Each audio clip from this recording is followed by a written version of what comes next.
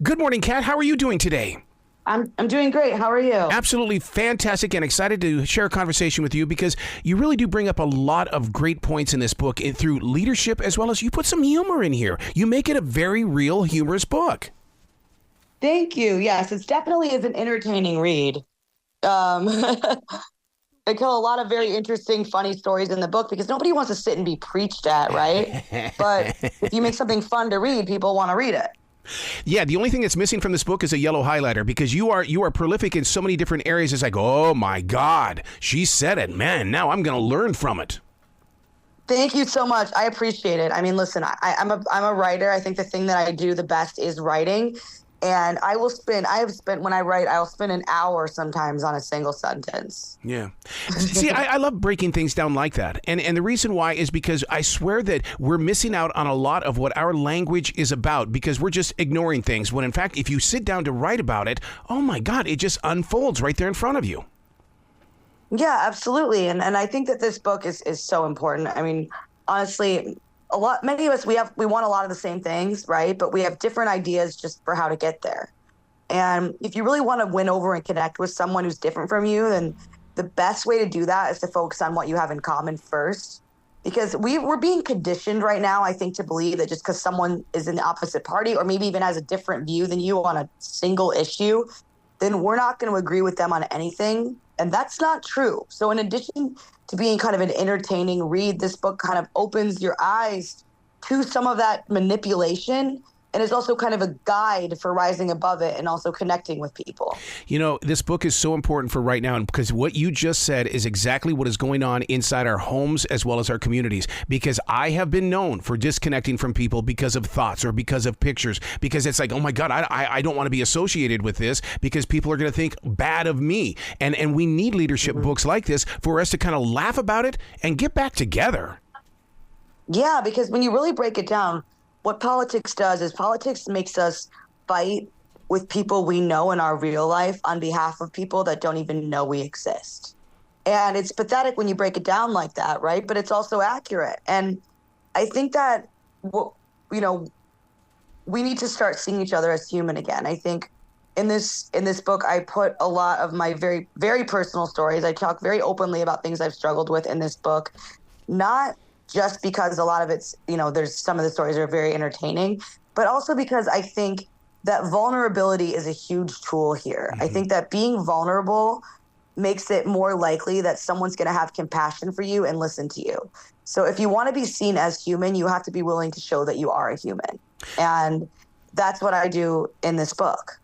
One of the healing steps that I've learned in a situation that, such as this, that we've had for the past 10 to 20 years is the fact that, teach yourself to just go ahead and listen to what the other side is thinking. Just listen. That doesn't mean you have to participate. Just listen to what they're thinking, and I'll bet you'll find ways to relate with them. Yeah, absolutely. I mean, just a single difference in viewpoint on one issue doesn't mean you're not going to find anything else to agree on. I used to like you until, and I love the way that you left it wide open because ghosting is a very huge thing right now, and people have got to break free of that and sit down and say, hey, look, we've got to face the future. Yeah, and we really do have a lot to lose. I mean, the conditioning of the two sides of this binary thinking, it works great for government and it works great for media in terms of gaining more power and control. I mean, they can use division to get you to think it's a great idea to give up your own rights, for example. But if you really want to get along with and win over people so we can work together, you really should want to because, we're stronger when we're united. And also just because you could have a very strong disagreement with someone on one issue. Totally could have a very strong disagreement, never going to agree. That's fine. But that doesn't mean there's not going to be another issue where you might agree because right now it's not even the problem is so far beyond just I'm not enough independent thinking. It's people can't even perceive independent thinking sometimes. Where if some people will think, okay, if you say something bad about Kamala, for example, then that must mean that you have this whole other list of views. You are all these other things. But really, it could just mean you had that one opinion about that one thing.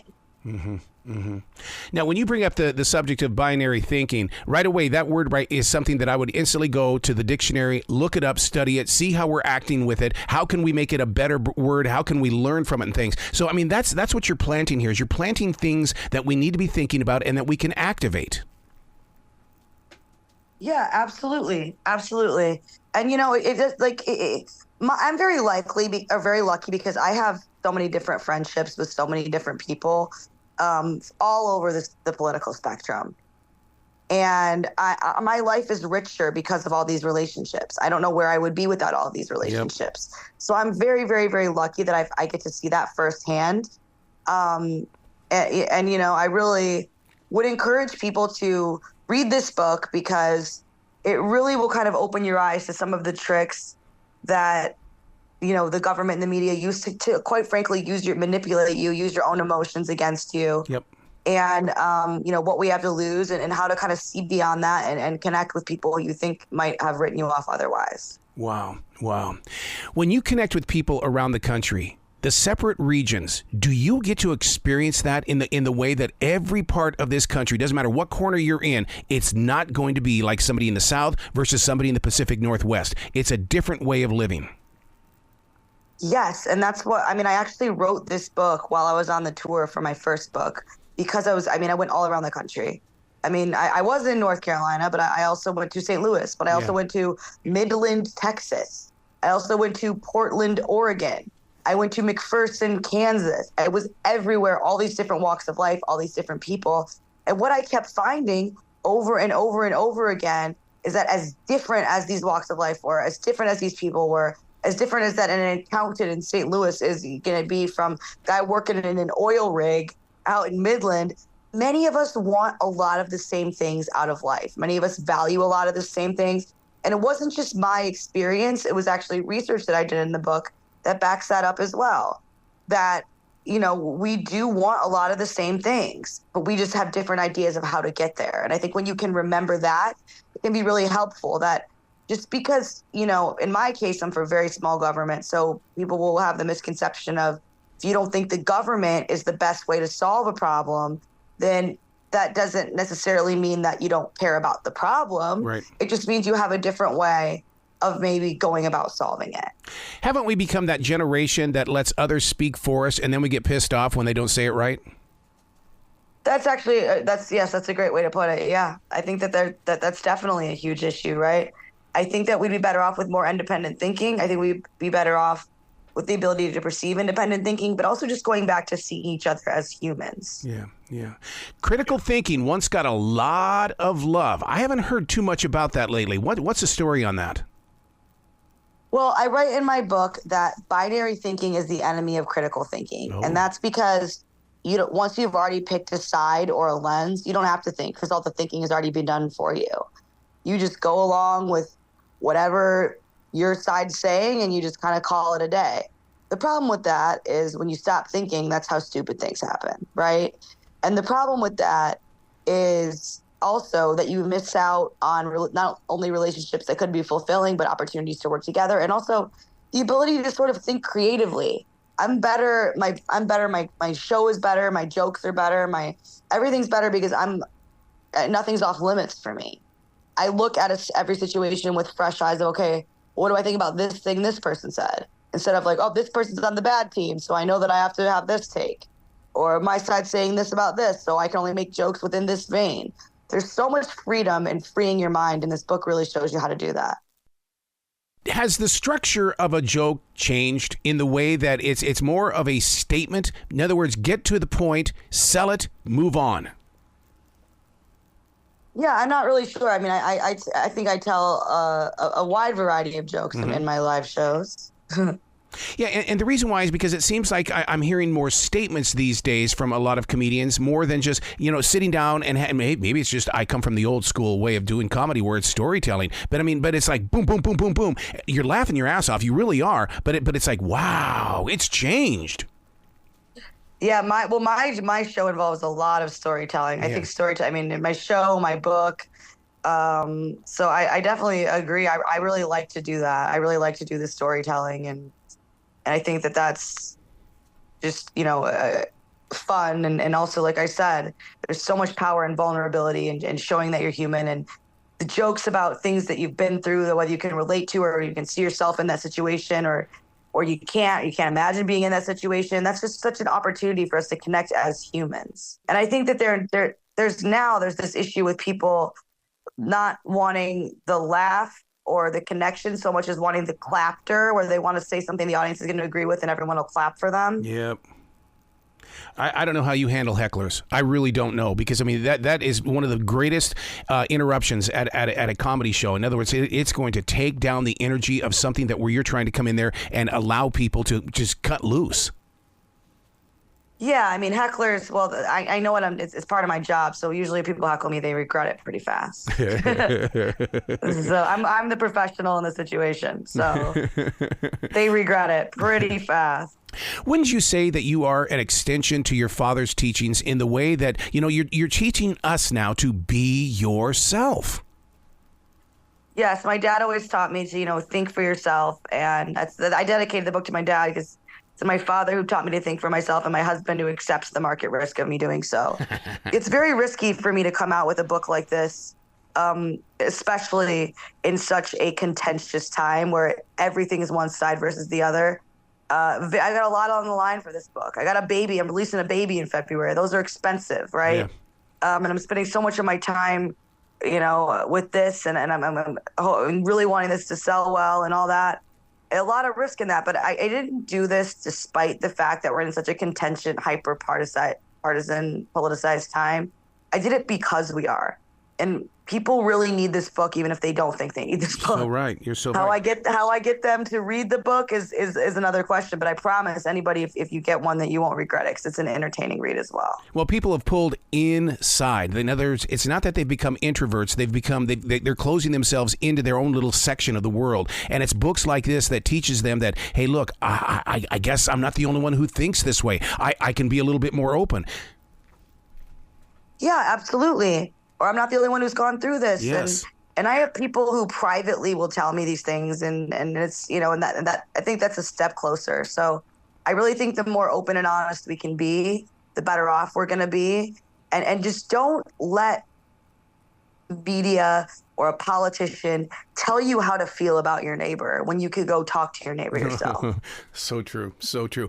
I wish that I could be a fly on the wall when you were sitting down to write this book, because you had to have been talking to yourself, bringing it from the core, questioning yourself. Okay, is that too far? Is that not far enough? How can I get this to where it becomes effective? Yeah. I mean, but I think it's great because I was writing this on tour in green rooms, in hotels, in airport lounges.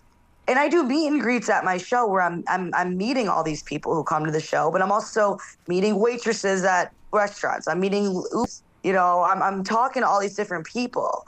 So, I was really living the book as I was writing it. You shot me back to my last two books. I wrote them in a radio station production room because it was just that place of creative energy, and every place that you were talking about, a green room. My God, there's energy in there that the average person does not understand. But when you step into it, you're going, oh my God, I feel the energy of past things here.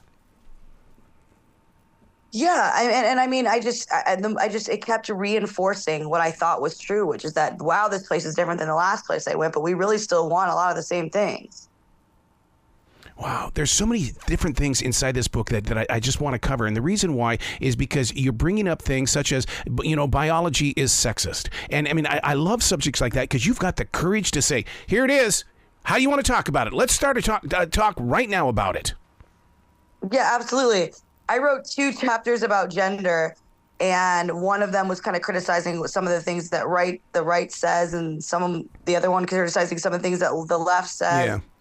So I just made sure I'd have everybody mad at me, right? But I think that, honestly, one does not negate the other. And quietly, people have nuanced views on this nuanced subject.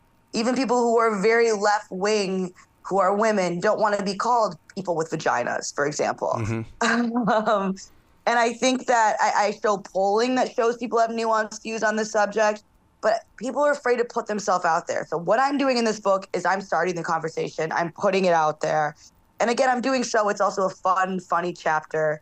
I humiliate myself with a lot of the stuff I talk about. And I do that also because it's self-deprecation. I think there's a lot of power in that as well. Yeah. In terms of getting people to listen to you.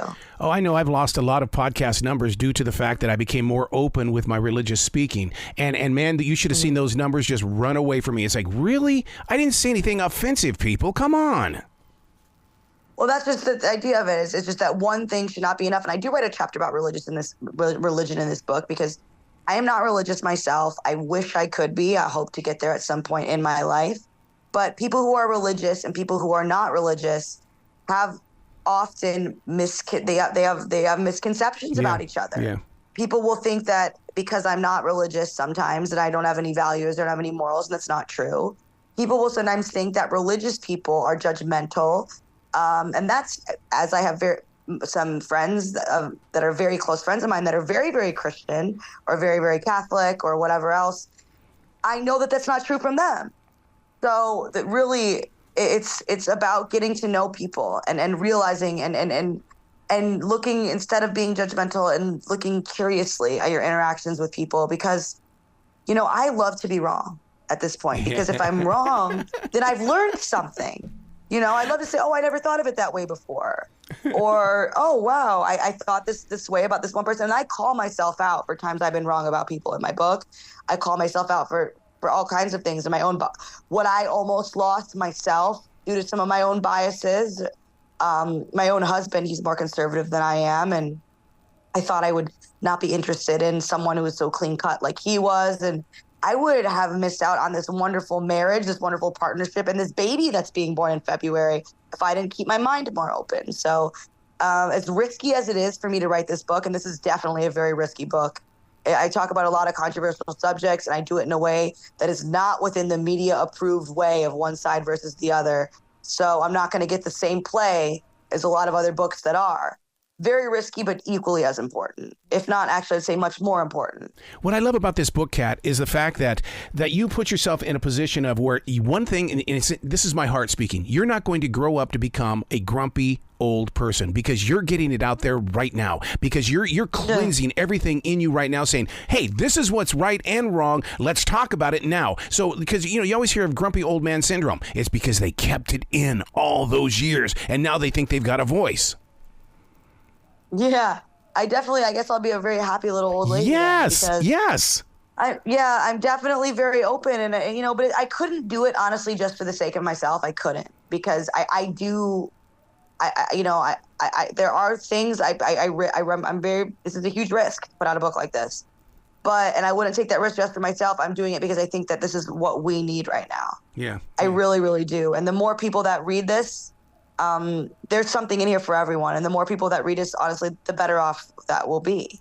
So many book critics say that, authors write and release books because it's very selfish. It's selfless. No. It's selfless. No, I'm not getting rich off books, guys. Yeah. I don't know if you guys, most people have absolutely no idea of how this works. I do hope to make some money, especially because babies are expensive. And quite frankly, also, if this book doesn't do well, I'm going to see it as confirmation that I can't be a mom and have a career. I mean, I'm so terrified, because I'm not going to lie to you. Promoting a book is hard. Promoting a book while you're pregnant is so hard. I'm not operating at the same capacity because I'm growing a human right now. But I just think this issue is too important. I really think we have way too much to lose, both in terms of our rights and our freedoms, but also in terms of our relationships with each other that could be really valuable. That's the book I want to read, Growing a Human Right Now. That's got to be your next book, because I really want to know what it was like to go through this in this age that we're currently living in. It's crazy. I found out I was pregnant the day that Trump was convicted. So I found out I was pregnant that morning.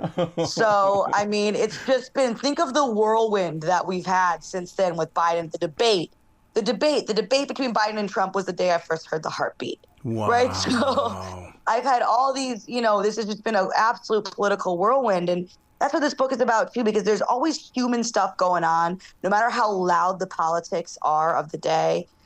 This election year, November 5th, this election day this year, is the 10-year anniversary of the day that my mom died. Wow. I'm going to be thinking about that on this day, because it's a huge milestone to not have a mom for 10 years, especially as I'm now, about to be someone's mom myself. Yeah. And I think that it's so important to remind ourselves of that. And this book really is a guide for how to remind yourself of that, to be wise to the manipulation, and, to connect with people who might have written you off. Wow. You got to come back to this show anytime in the future, Kat. The door is always going to be open for you. Thank you so much. Well, no, thank you so much for this book. It's going to teach a lot of people to take the right steps. Thank you so much. I really appreciate it. This is a great conversation. Well, you be brilliant today, okay, Kat? Thank you.